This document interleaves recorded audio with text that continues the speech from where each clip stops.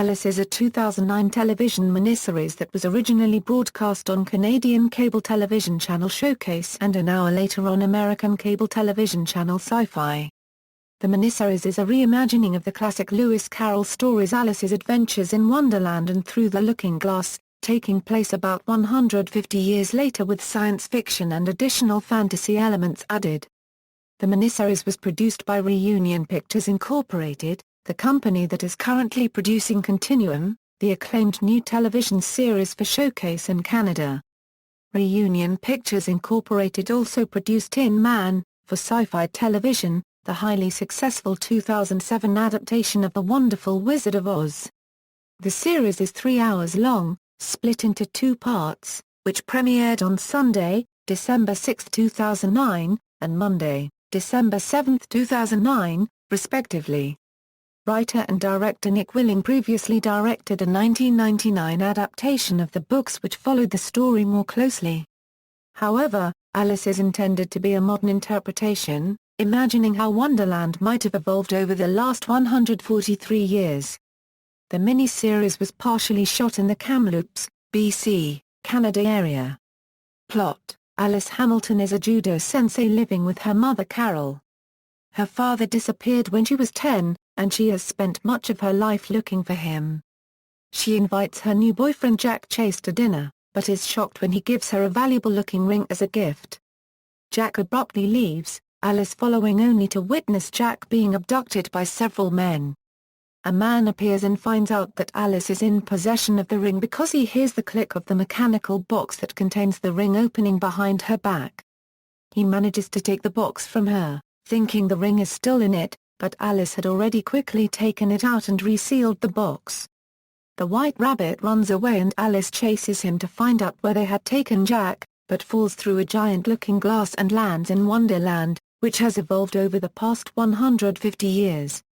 The Queen of Hearts rules over Wonderland from the Heart Casino, where people from Alice's world are taken to, sedated and play games in the casino, their positive emotions drained from them and turned into drug-like substances for the people of Wonderland to digest, keeping them under the Queen's control.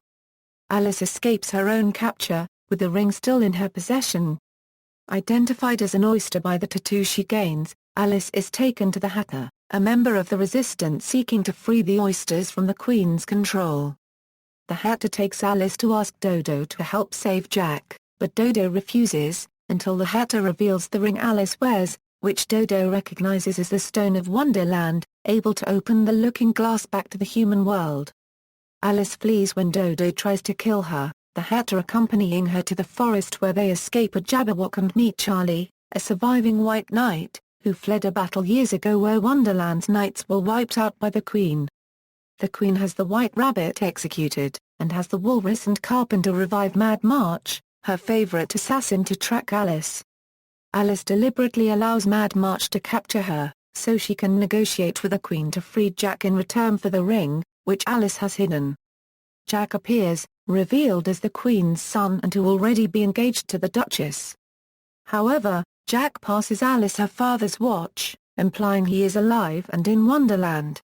Alice is put in the Truth Room, where Tweedledum and Tweedledee interrogate her to learn the ring's location, but she is freed by the Hatter and Charlie, the trio escaping back to the forests, whilst Jack also escapes.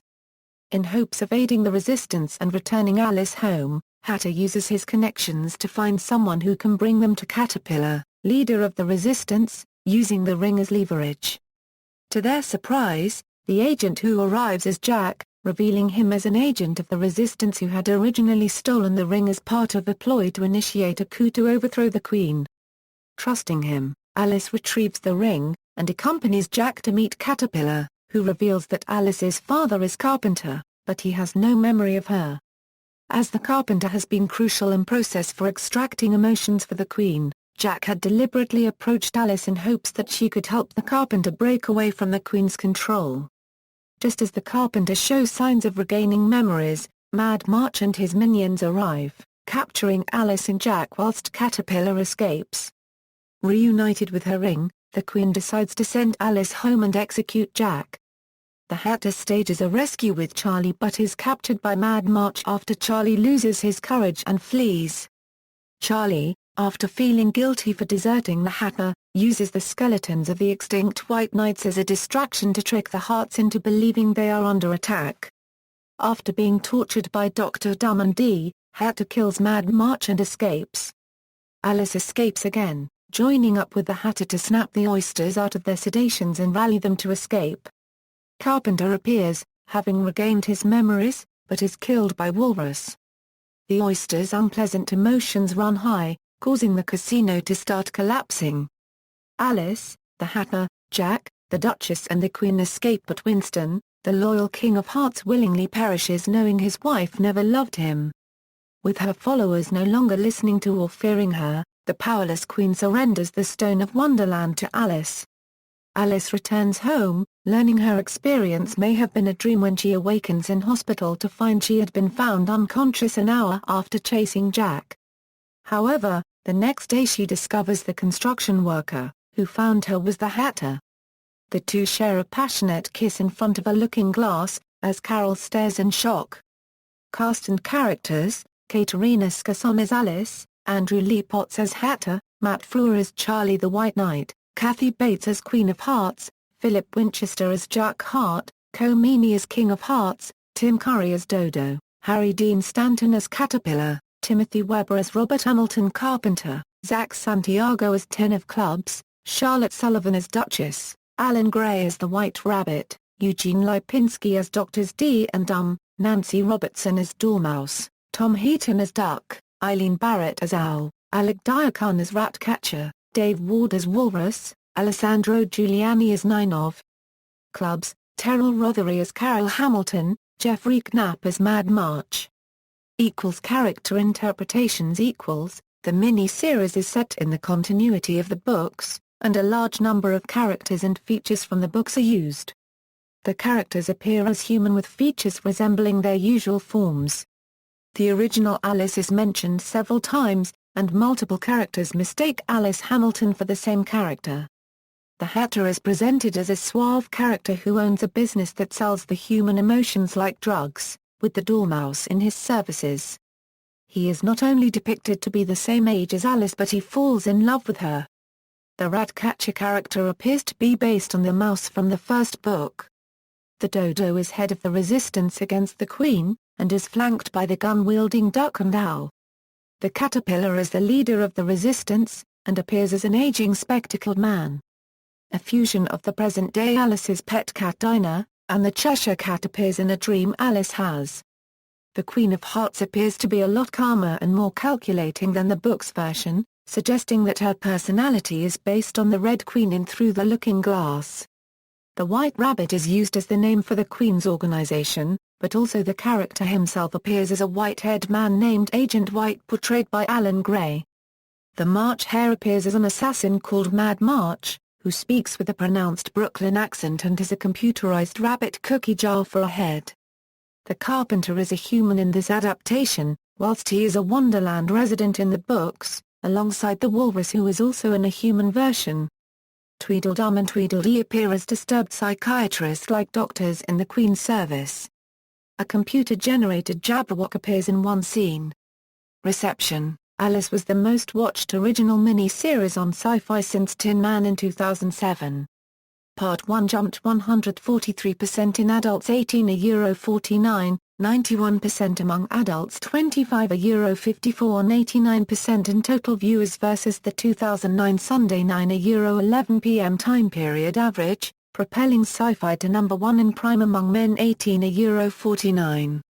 Part 2 rose plus 223% in adults 18 €49, plus 159% among adults 25 €54 and plus 176% in total viewers versus the 2009 Monday 9 €11 p.m. time period average. Overall, Alice delivered 1.3 million adults 18 €49, 1.2 million adults 25 €54 and 2.3 million total viewers, along with a 1.788 rating. Alice boosted SyFy into the number 3 cable entertainment network for both adults 18 €49 and adults 25 €54 in its Sunday and Monday 9 €11 p.m. time period. Reviews of Alice varied greatly, with ratings averaging around a 54, or average, on Metacritic. Paige Weiser of the Chicago Sun-Times gave the show 3 of 5 stars, saying that it was charming, but not perfect. Randy Dorn from The Hollywood Reporter also gave the program a mediocre review, and Nancy DeWolf-Smith of The Wall Street Journal said that despite diversions and whiz-bang special effects, Alice drags at times. Mark A. Perigard of the Boston Herald called Alice fresh and original, lauding the acting and story.